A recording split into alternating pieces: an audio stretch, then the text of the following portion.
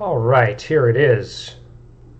Wednesday evening on Twitch. That means it is time for us to create a character based off of a miniature. We call the show Inspirations because we're taking inspiration from a miniature to design and create a fun character or monster on occasion that would be interesting to play at the table. Before we jump into the show, I want to reiterate we announced on Monday that in 2 weeks we will be moving to a new time later in the evening. So we're moving away from 6:30 Central Standard Time. We have not finalized the details on the timing yet, but it looks like most likely it's going to be around 8 p.m. Central Standard Time, 8 to 9. And this is really just to allow more time in preparation and getting everything set up and ready, and also enjoying the little bit of extended sunshine that we have here in Texas. So with that announcement being said, let us jump in to our bag o' minis. So this is a bag that we have separated a lot of miniatures out that we have labeled as heroic. And so I'm just going to pour a few out, and then we'll pick what we got here. Oh, Tabaxi. I see. You know, last time we did a Harengon. Let's see what really speaks to me. So the process of this is if you're shopping at your local game store and looking at, usually they have a good wall of miniatures, looking at that good wall of miniatures and finding a really cool miniature, why not utilize that miniature to make a very interesting and cool character? So that's kind of what I want to do on this show. And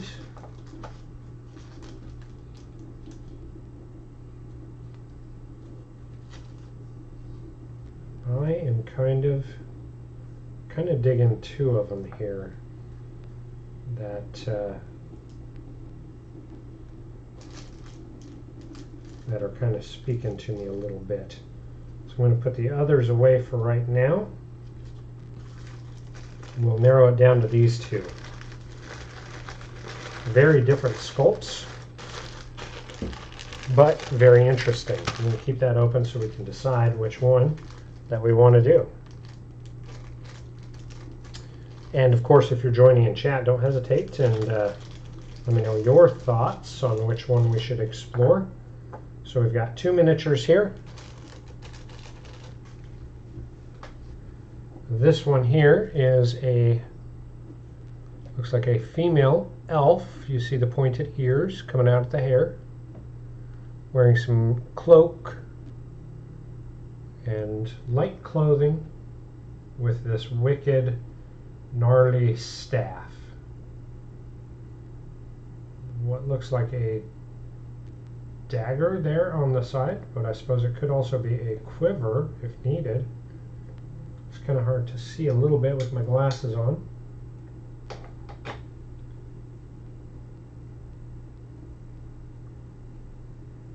And then you can just barely see a little bit of a hilt in the fold of the cloak.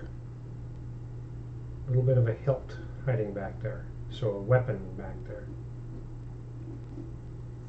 And then this one, a little more armor with, you can see some armor on the knees, pauldrons, a little bit of breastplate armor there, some chainmail under a tabard, shield and sword, cloak. The shield is sectioned, so you could do some heraldry on it.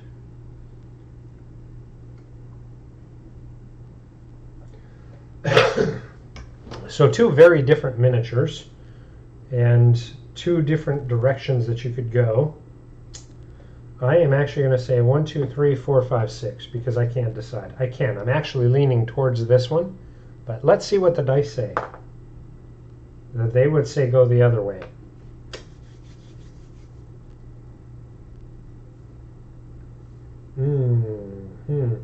You know, we haven't done as many fighters, so I am going to go with my first reaction of the gal with the shield and sword. Despite what the dice say, dice be damned. Now, when we're building a character for 5th edition Dungeons & Dragons, the first thing we want to do is choose our race and class. So this one here, I'm not seeing elven ears coming out. That doesn't mean they're not existing, but definitely a medium-sized creature taller than a dwarf. So we could go human, half elven. We could go in with an elf, like who kind of disguises themselves. Depending on what you wanted to do, I suppose you could do a tiefling without horns. But let's go ahead and do a half elf, because I think I've only done one half elf. And then for the class, and it definitely screams fighter, but is this a paladin? Is it a fighter? What class are we kind of leaning to? I'm kind of leaning towards fighter rather than a paladin. I am thinking a little more just straight melee, kind of honor bound, almost thinking like cavalierish. So I am going to go with a fighter.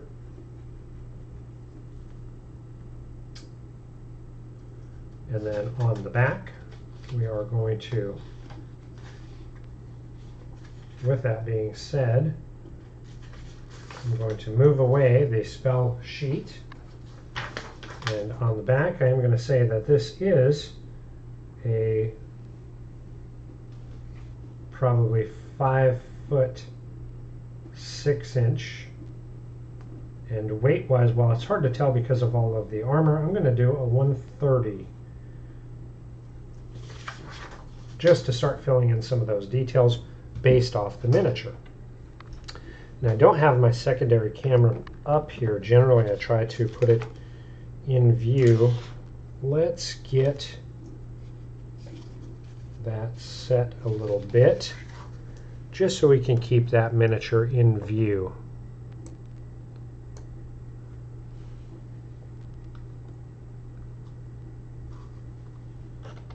Have to juggle around a few things here. There is our miniature. All right, so process that I do is 4d6, drop the lowest. I go back old school. Generally, I love to do that to look at challenges. Yeah, I'm going to keep doing it. I'm going to keep doing it. And then, ooh, and see, I'm wondering, do I do like a standard array or a point buy? Nope, I'm going to roll. I'm just on the fence on this one. I'm going to do a standard array. Why not? There are a lot of times that different tables play different directions. So why not explore that a little bit?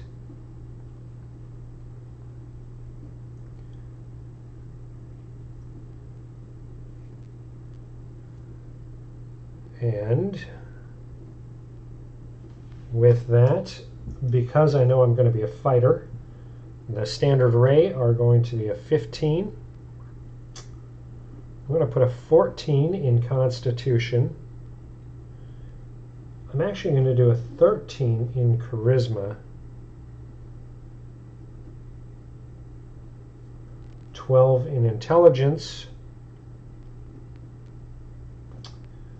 10 and my 8.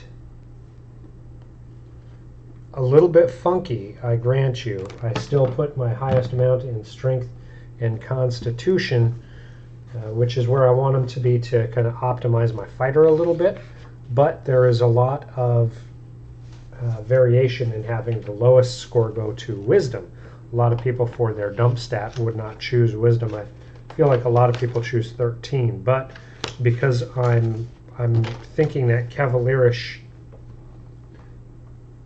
kind of aspect, I want there to be some charisma there. So definitely an important aspect. All right, let's get into some half-elf creation here. Now we know that we are medium. Our speed is going to be 30 feet. We do have dark vision, so I can irritate my GM, and that is a 60 foot. We do have Fey ancestry, which means that we get advantage on saves versus charm.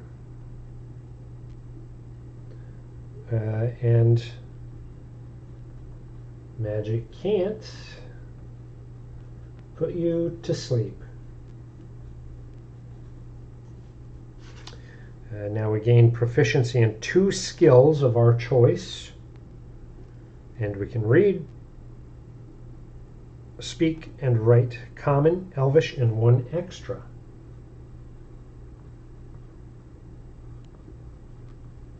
Let's go with, for that extra, let's go with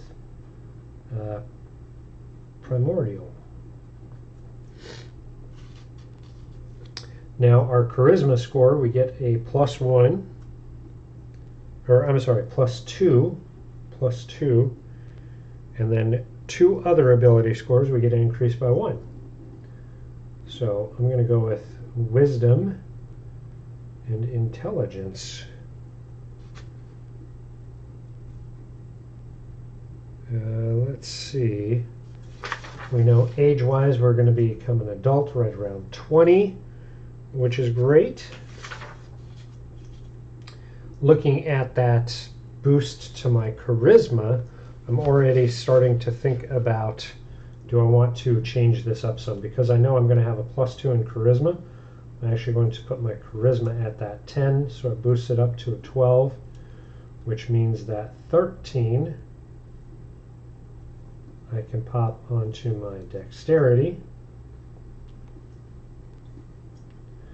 and that would put my scores at, I'm going to do it in reverse from what I normally do, a 15, a 13, a 14, +1 is 13, +1 is 9, and +2 is 12. So my stats will have my bonuses, +2, +1, +2, +1, and this is going to be a -1 and a +1. Proficiency bonus is a +2. In proficiency, we get to choose 2 skills. I'm already thinking fighter. I want to pick things that are not going to be granted to me by my class, and I want to think about how I am going to apply them kind of in-game, if you will. So with this character being kind of a fighting, cavalierish person, I think they would spend their time doing a little bit of history, thus the primordial speech, and investigation, thus the primordial. Let's move into the classes here and start working on our class.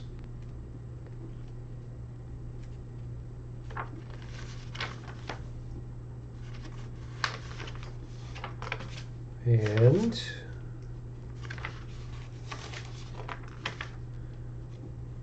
Druid was what that other character made me think of. With our fighting class, we get a fighting style and second wind.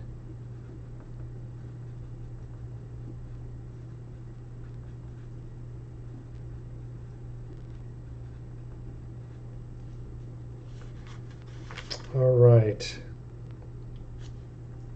We know our hit dice are going to be a D10. We start with 1.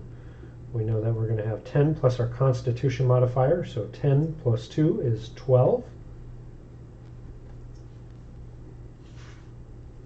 We are going to be proficient with all armor, simple weapons, martial weapons,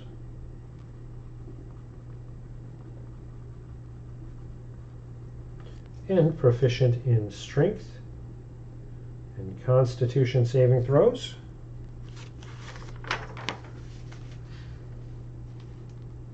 And then we get to choose 2 skills. From the list here, I am going to go with acrobatics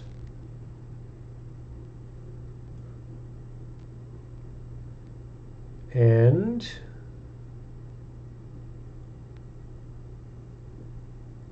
perception, because why not? All right, now for our fighting style. We get archery, defense, dueling, great weapon fighting, protection, and 2-weapon fighting. I want to look at that miniature. Definitely a hand and a half sword and a shield. Nothing that really says a whole lot aside from almost a defiant look. But definitely not 2 weapons or a great weapon.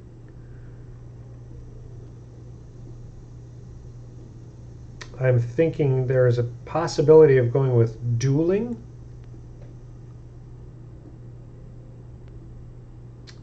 Or protection.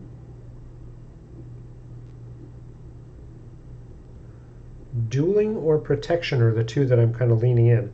So dueling, when you're wielding a melee weapon in one hand and no other weapons, you gain a +2 bonus to damage rolls with the weapon. And then protection, when a creature you can see attacks a target other than you, that is within 5 feet of you, you can use your reaction to impose a disadvantage on the attack roll. You must be wielding a shield. So protection definitely works with that shield. So dueling doesn't call out that your offhand has to be empty. It says no other weapons.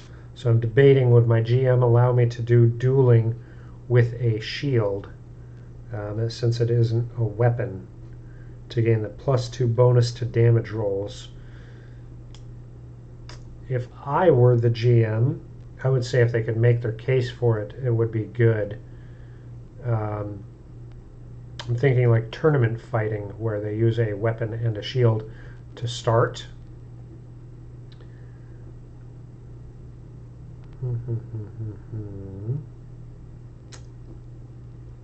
But as part of a group, the protection would be good. Boy, that's a tough call. That is a very tough call.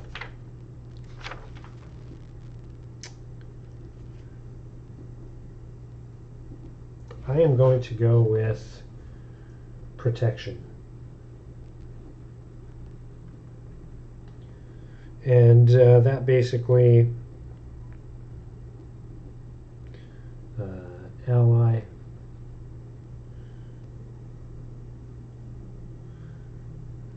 in 5 feet, foe gets disadvantage on attacks. Just to my ally that I'm protecting. And then for my second win, that one there is basically a bonus action to get 1d10 plus fighter level. So 1d10 plus 1 hit points.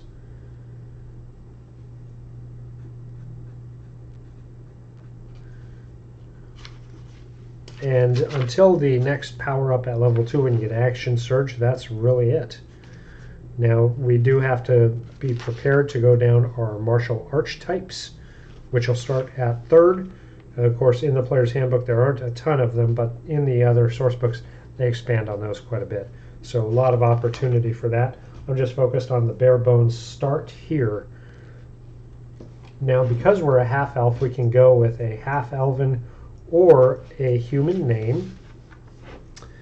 And I'm going to just pop back to the elven names. And I'm going to pick a child name and then a female adult name that she'll be called from the elven side, and then a human name that she's going to use in the human world. So this is going to be, let's go with, oh, I like Thea. And then for the adult name, we'll go with, so Thea could carry over into an adult name, but I'm going to expand on that. Therastra. And for the last name, we will go with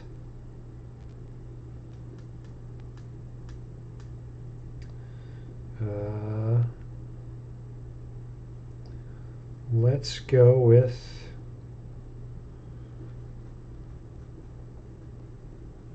Meliamni, which means Oakenheel. And then for the given name, she will go with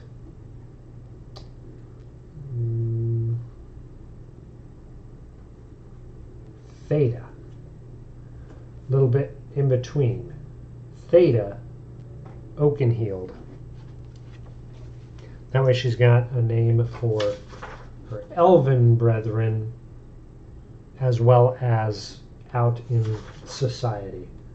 So Theta Oakenheel and Thea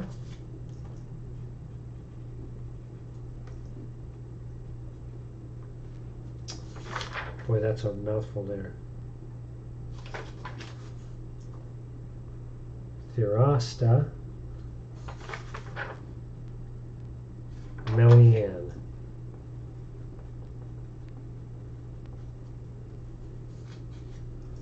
And we are going to say Silver Eyes. Let's go with Copper Skinned and Golden Hair. So the hair looking like molten gold, copper skinned, silver eyes. So very based on money basically and elements.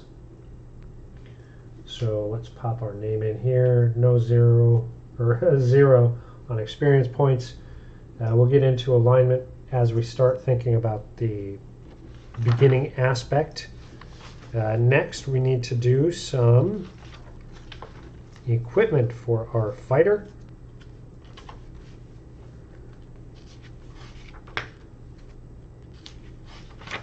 And we're going to start with chainmail or leather armor. Because I did see the chain on there, I'm going to start there. So chainmail, longbow, 20 arrows. Now the miniature does not have a bow and arrows on it, so we'll just say that they left it at camp. Martial weapon and a shield, or 2 martial weapons. So I'm going to do a longsword, shield, light crossbow and 20 bolts, or 2 hand axes. Boy, that's just a lot of gear. I'm going to go actually with the light crossbow and 20 bolts. We're also going to get a Dungeoneer's pack or Explorer's pack. And I'm going to write it down here, Explorers.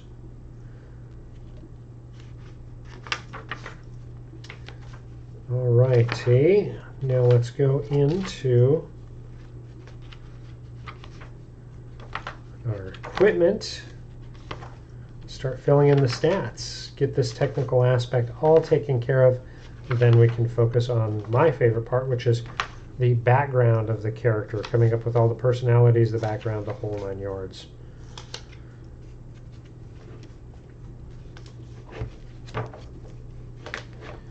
Free up my hand here so I can flip some pages.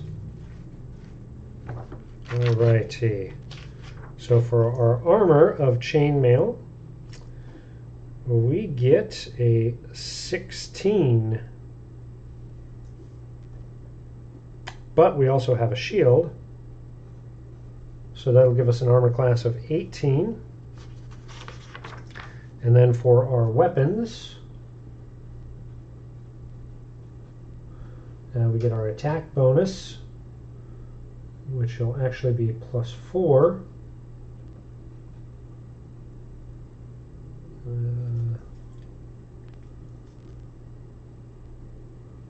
And that one there is going to be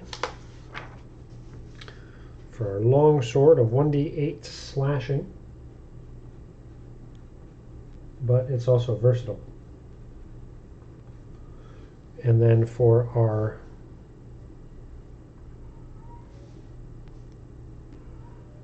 longbow,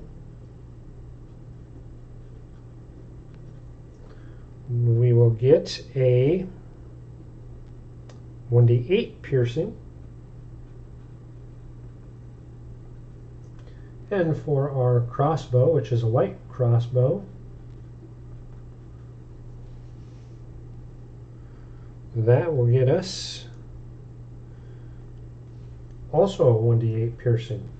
So the biggest thing there is the versatility of your range, tight quarters, open fields, the whole 9 yards. So I would actually utilize the different weapons based on the environment that I'm in.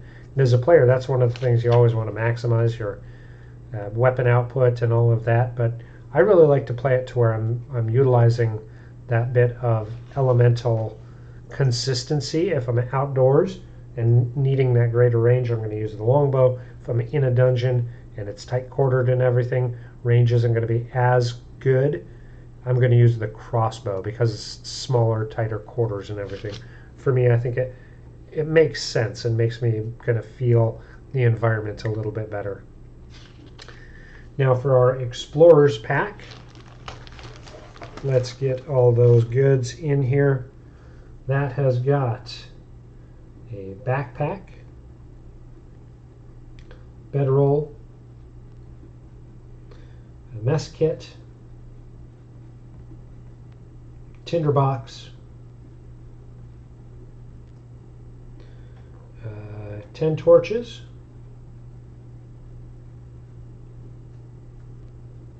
$10 days rations, and water skin, 50 feet of rope.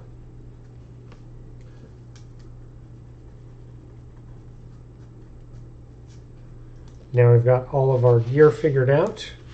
Let's go back and start building up our background. And this one I'm already getting some ideas on, because this figure here is, I want them to be a little more cavalier in nature. I am actually going to say that this person here, I'm leaning in between noble and folk hero.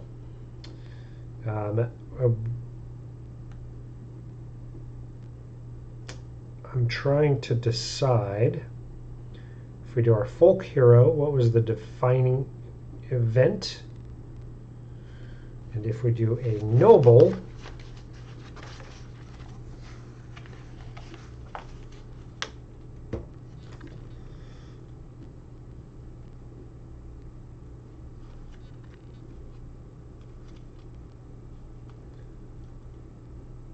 noble is a little more like cavalierish to me. So that's what we're going to do. Noble.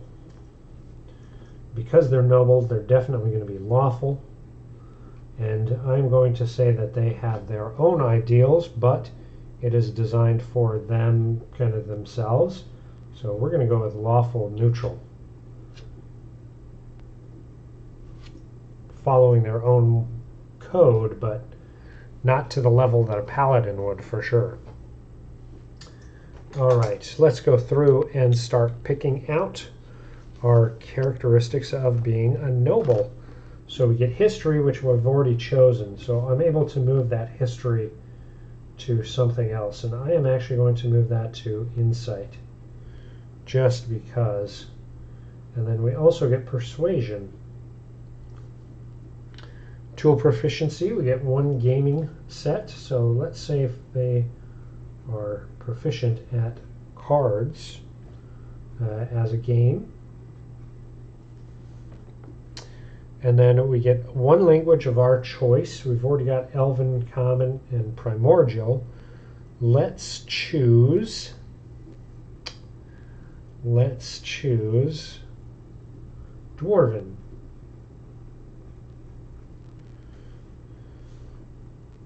And then we get a set of fine clothes. We also get a signet ring.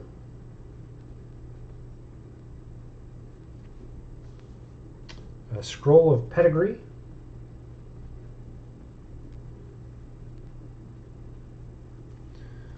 And 25 gold in a pouch. We get a feature of a position of privilege.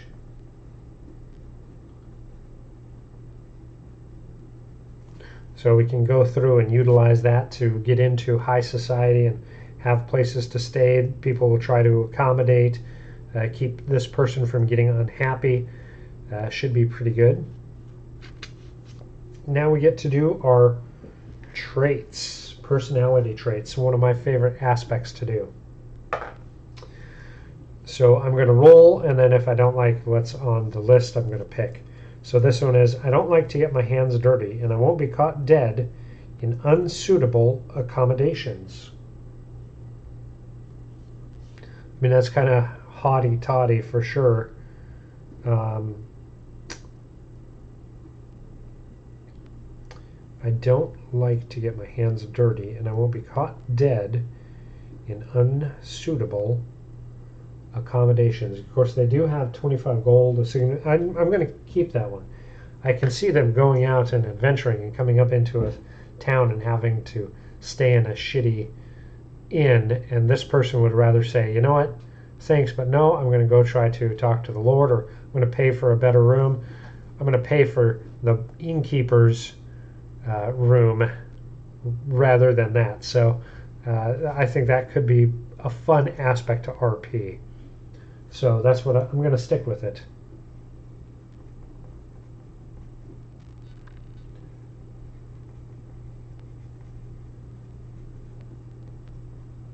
The first coming to America, when Semi redoes the room, and when they have to ask the landlord to switch, and that's what it makes me think of.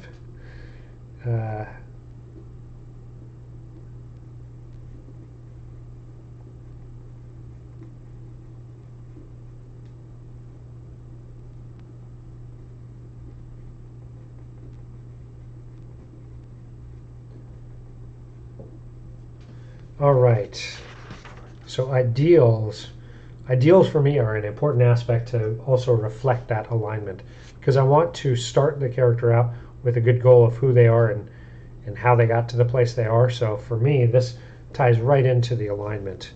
So let's roll again and see what the dice tells us. That is a 4, which would be power. If I can attain more power, no one will tell me what to do.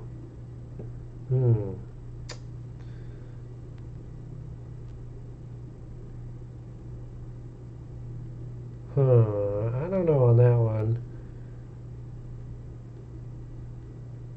I mean, to some regard, it makes sense. If I can attain more power, no one will tell me what to do. That's kind of an evil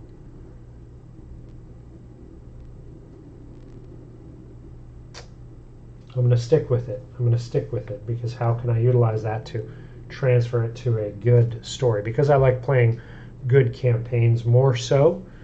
I want to see how I can explore that.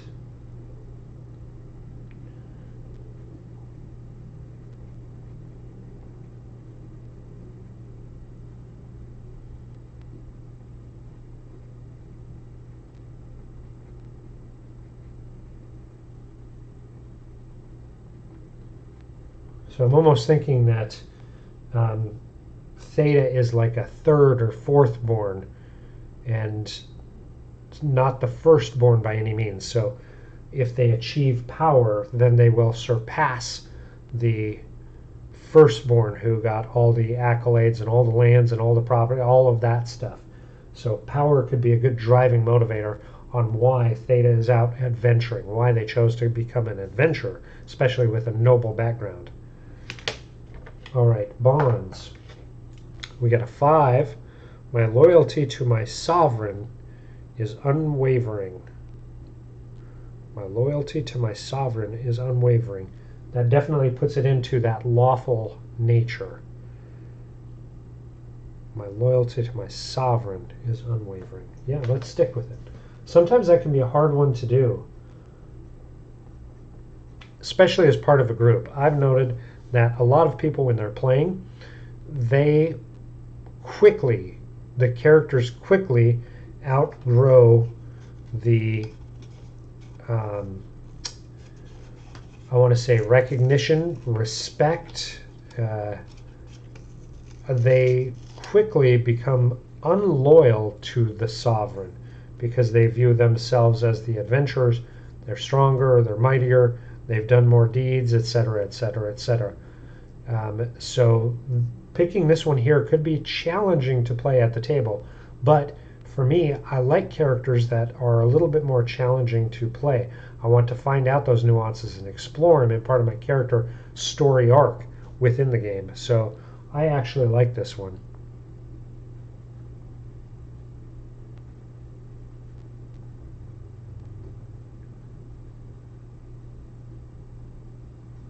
And then finally, for a flaw, we get, in fact, the world does revolve around me.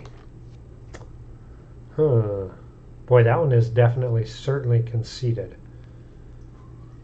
In fact, the world does revolve around me. I'm going to look at the other ones.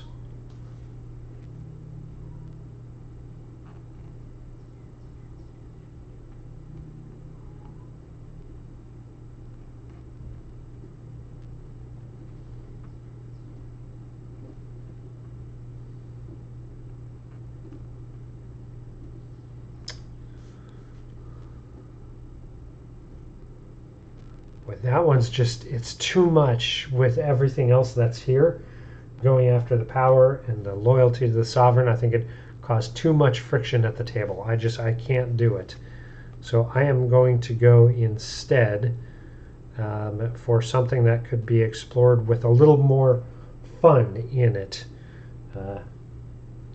I have an insatiable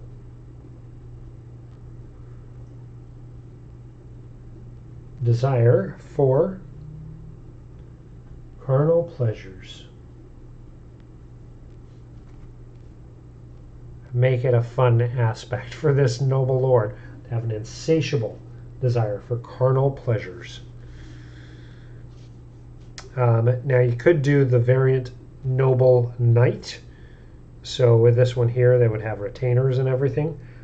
I'm actually going to skip that just because, while again I think it would be fun, I think trying to burden the DM with a little bit more on the retainers and everything could be a little bit much. So there we go. Theta, a half-elf fighter. Now we just have to come up with a little bit of background and we're done. And time-wise, we're doing really, really good. One of the things that I do want to call out is this shield here. I want to do just a quick little sketch on here on the back of it that matches the shield. And I would go through and actually do a little bit of heraldry in my character sheet on this, to have it be like, well, let's see, we've got Oakenheel, so I'm going to steal a couple of my own symbols, I guess, where we have acorn and an oak leaf. I know it's not a great one.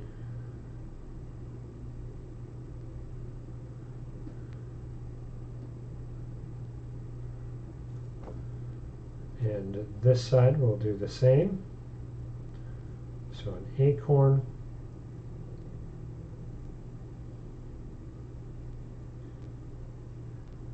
and oak leaves. So this for me represents the two older siblings and then Theta. I want to tie it in to this bit of heraldry that is also going to be on the shield. And then on this side here, sovereign is important. So we will do a, let's do a tower.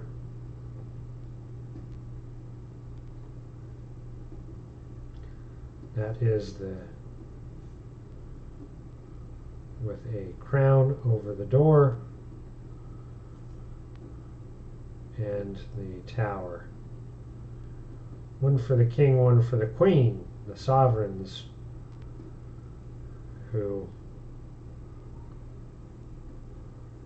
are super important to this family. So Theta, Oakenheel. We've got all the stats. Now we just need a background.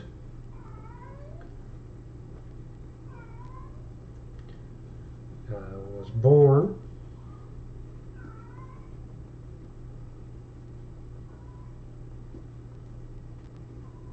to the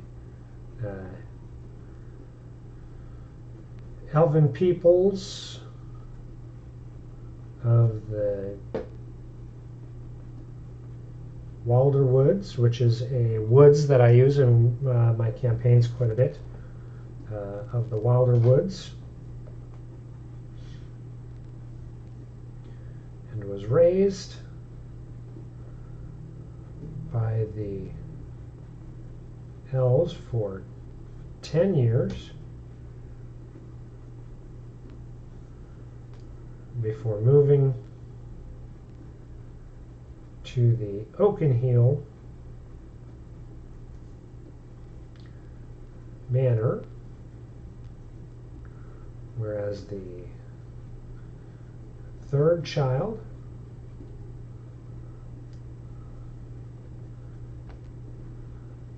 Theta was often overlooked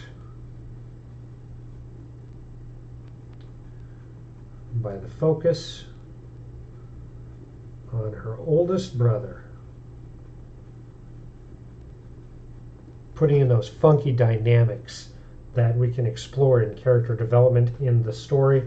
We've already got separated parents, so we could have some drama in the elven side as well as the human side, with an oldest brother who got all the accolades.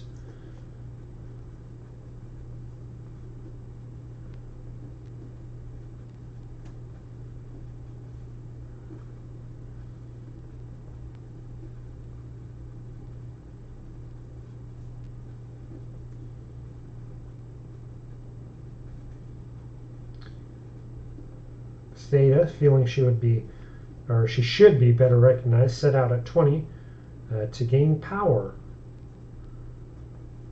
to take the place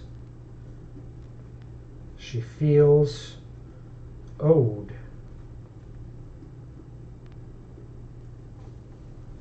Just like that, we've got a bit of a snobby, cavalierish fighter who has a lot of dynamic background to work through in the story. A lot of fun opportunity to introduce some interesting NPCs with father and stepmother, and older brother, an elven side where the mother and stepfather are kind of hoity-toity nerds, worried more about books and study and maybe even magic that just Theta is not currently interested in. Who knows, maybe we could go into a multi-class magic user or something like that. And yeah, this kind of person who thinks that regardless she's going to honor the crown, but she feels she is due more power and is searching for more power, attaining more power so that people can't tell her what to do, which is why she left home at 20 to go adventuring. And the first stop on the way out of town was to go try to satiate the need for those carnal desires. Clothing wise, or as we paint this up, like I said, I would do something on the shield to show heraldry. I did like the design we just kind of penciled in. You could do a lot of different things though to bring it in. I would do a lot more decorative cloak, so lots of hand trim, possibly some hand painting elements in the kind of center of it, make it look like it's got a woven design and pattern into it, or embroidered, something, some type of symbology embroidered in it. Maybe even the bit of heraldry that we have on the shield, we would paint on the cloak as well. Really make the sword look shiny, bright, new, lots of flash to it. I would actually in the pommel paint a jewel, shining helmet, shining armor. I would definitely do a little bit more like vibrant colors as well, just because for dyeing, you know, that generally was more expensive for fabrics. So I would look at how I could incorporate some purples and those real rich burgundy reds maybe. I think it could be really cool to bring those elements in along with the elements of metal where you're going to be reflecting out blues and grays. Utilize that kind of purple and burgundy colors to really offset it, make it look rich and pompous almost. Of course, we have things like the golden hair, so it would match elements of the pommel.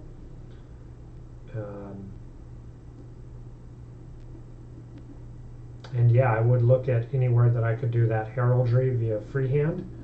I would do that really well, or attempt to do it really well. So there we go. Theta Oakenheel, also known as Thea Theorosta Meliam, a half-elf fighter who is a little bit of a cavalier character. A lot of fun, lot of difference from the previous week where we built the Harengon Rogue. So very different, very exciting, very fun. Next week, one more. We will be on the regular time frame of 6:30. We're going to build one more character before we jump onto the monster side and offer something for the GMs. After that, the following week, we will be on our new schedule. We will have announcements going up there. If you're not currently following, oh, hello, Sheba. Sorry, I missed your comment there. Hello, hello, and welcome. If you haven't yet followed us, please make sure to follow us so you know when we're posting new content, when we're going live. And we're not looking for people to subscribe right now. We just want to grow our follower base so the algorithm works for us and we can get in front of more people who might be interested in the content that we create, all focused on RPG, tabletop, and nerd culture. Our next show is Friday, where we are going to be just chatting. Generally, we do different types of product reviews and talking about what's going on in the RPG gaming worlds. Saturday, we'll be at the studio just painting live in the table, painting some miniatures. We've actually got a lot that we're going on. The monsters that we built, I think this was actually 3 weeks ago now, the goblins on wargs. We're going to be working on painting those. In addition to those, we have also started, these ones I thought were really kind of cool and interesting. These are zombie wolves. just so you can see a little bit, they've got exposed bits of flesh. While we've just base coated the fur, we've painted up the skin and little bits of the bone elements to them. We've got a little bit more to go, but next step is going to be the fur. And really we wanted to wait or get them up to that state so that as we paint these villains that we built on the show, we can do kind of a speed paint on all of them. An additional one is this zombie warg. So all part of a encounter that the goblins are going to be leading in an upcoming campaign that we're running. But kind of cool, interesting pieces if you want to look at how to paint fur